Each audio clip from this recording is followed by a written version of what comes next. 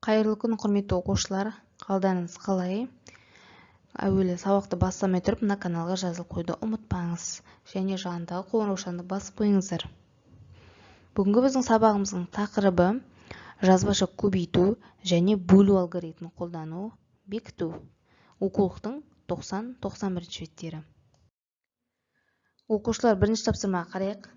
Жауаптары бірдей өрнектерді табамыз. Сонда біз ұлы жазушылардың қай елде өмір сүріп және қандай шығарма жазғанын білетін боламыз. Ол үшін бірінші балалар Ганс Христиан Андерсенді алайық. Бірінші өрнектің мәнін табамыз. 924 пен 7-нің бөлінісі 132-ге тең. Сол сияқты мына балалар басқа да өрнектерді шығарамыз, сәйкес келетіндерін табамыз. Ганс Христиан Андерсен балалар Дания мемлекетінде өмір сүрген. Оның ертегілері Түйме қыз және Су перісі. Екінші Вильгельм Гауф. 29 пен 9-ның көбейтіндісі 261-ге тең. Бұл жерде сәйкес келетін өрнек балалар Германия елі. Ол Германияда өмір сүрген.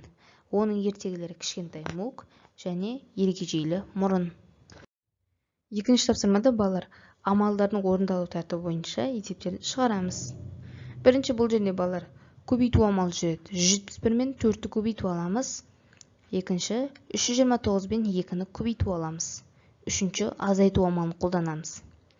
Екіншісін дәл солай көбейту және қосу амалын орындаймыз. Үшінші жақша жүреді, содан соң бөлу амалы. Сонда үшіншісінің мәні 102-ге тең.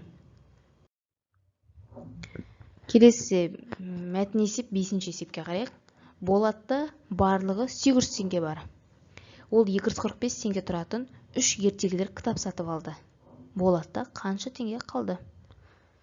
245-ті әуел 3-ке көбейте аламыз балалар. Өйткені біз оның жұмсаған ақшасын табуымыз керек.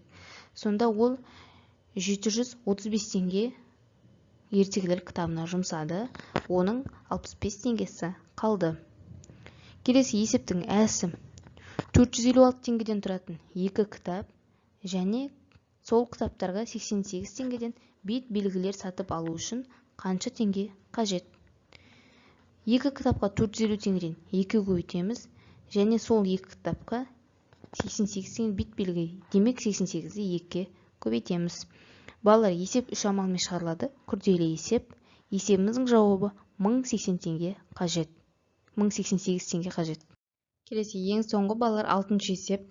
Сызбаға қарайық. Қысқаша шарты бізге оқулықта берілген. Сол бойынша балалар жанама сұрақпен 2 түрлі есеп құрастырамыз. Мысалы, бірінші балалар біз Асан 12 бет оқыды. Бұл Дариғаға қарағанда 3 есе кем. Есептің бірінші нұсқасы балалар Дариға неше бет оқыды деп есепті бір амалмен шығарсақ та болады. Ал балалар екінші нұсқасын былай қарастырсақ болады. Бұл жерде балалар Асан белгілі, Дариға белгілі барлығын сұрасақ болады. Сонда Асан 12 бет оқыса, Дариға 36 бет оқыса, 2 бала барлығы 48 бет оқыды.